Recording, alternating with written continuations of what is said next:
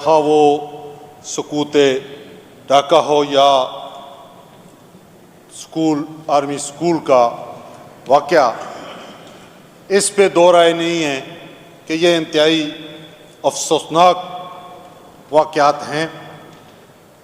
मैं अभी बैठा यहाँ सोच रहा था कि सकूत ढाका 1971 में हुआ।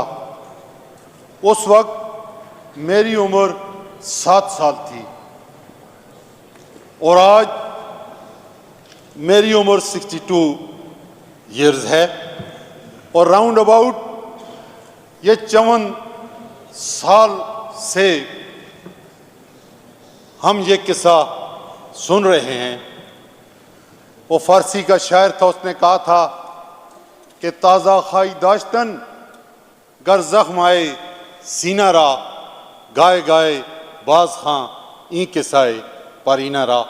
क्या अगर तू अपने सीने के जख्म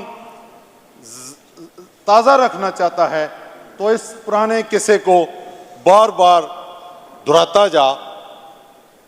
तो यही हमारा इस कौम का भी ये हाल है कि हम अपने उस जख्म को ताज़ा तो रखना चाहते हैं, लेकिन इस बारे में हमने नहीं सोचा कि ये जख्म क्यों आया और इसका तदारक क्या हो सकता है।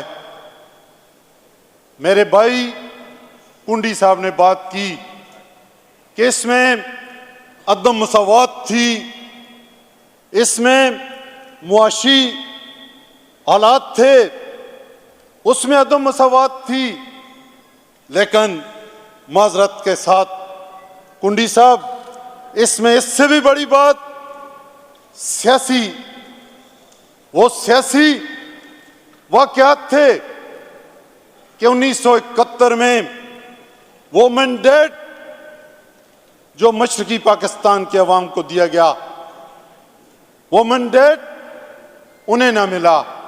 और आज 2024 में हमने फिर वही तारीख दोहरा दी, फिर वही तारीख दोहरा थी कि आज मैंडेट पीटीआई का था जो उनसे चुरा लिया गया। तो इस पे जरा गौर से सोचना चाहिए कि 71 में मैंडेट तस्लीम करने के क्या नताइज हुए और 2024 में हम मैंडेट चोरी करके किस तरफ जा रहे हैं। जहां तक इस्लामाबाद वाक़या का तल्लुक है, मैं फिर अपने भाई से माजरत के साथ कहूंगा कि हम ऐनी शाहिद हैं मेरे भाई। मैं खुद उधर मौजूद था, हमारे साथ कोई मुसल्लह शख्स नहीं था, नेते कारकुन थे, नेते कारकुन थे और उन पे लाइट्स ऑफ करके उन पे हमला किया गया, गोलियां बरसाई गई, शेल्स बरसाए गए। और आज फिर वही बात है, फिर वही बात है कि आज आईन जो हकूक देता है, आईन ये हक देता है कि हम पुरअमन एहतजाज कर सकते हैं। हमारा जुलूस, हमारा प्रोटेस्ट पुरअमन था। हमने कोई, यानी आप यकीन जाने, जहां पे एक गमला तक नहीं टूटा, तो मुसल्लह होने की बात तो बहुत दूर की है।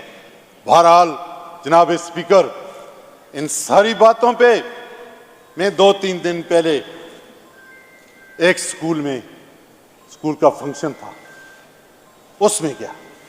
वहां एक नन्ही बच्ची ने एक अपनी तकरीर में एक शेर उसने पढ़ा। शेर था कि शिकवाए जुल्मत शब से कहीं बेहतर था, शिकवाए जुल्मत शब से तो कहीं बेहतर था कि अपने हैसे की शम्मा जलाते जाते। अब मेरी इस हाउस से मैंने उस बच्ची से वादा किया था, कि मेरी बच्ची, मैं ये पैगाम, आपका ये पैगाम मैं अपने हाउस के मुअज़्ज़ज़ मेंबरान के सामने रखूंगा। मैं ये चाह रहा था कि कायदे से इख्तिलाफ भी यहाँ मौजूद होते। इसमें कोई दो राय नहीं है जनाब कुंडी साहब, इसमें कोई दो राय नहीं है कि इस मुल्क में कभी जमहूरियत नहीं रही और असल हुक्मरानी किसी और ताकत की रही है।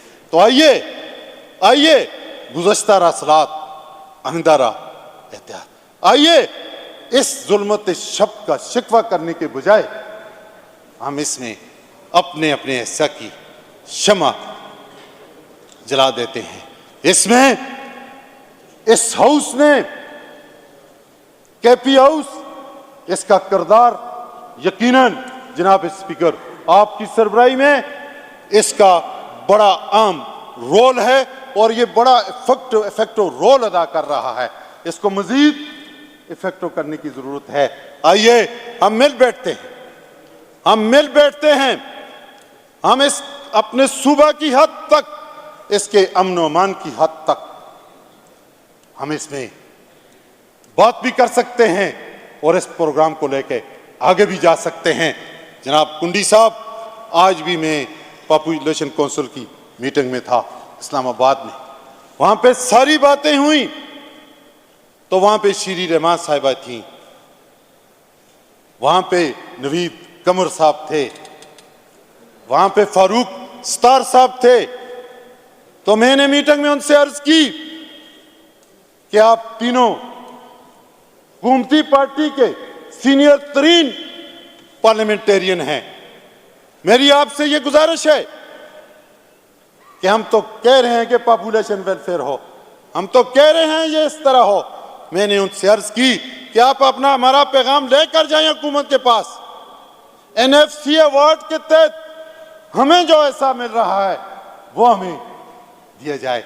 मैंने उनसे कहा कि जंगलात हमारे, माइंस हमारी, बिजली सारे पाकिस्तान को हम दे रहे हैं, सारी टैक्स कलेक्शन हम जमा करके फेडरल गवर्नमेंट को दे रहे हैं और उसमें से हमें हमारा ऐसा ना मिलना ये इंतहाई ज्यादती है।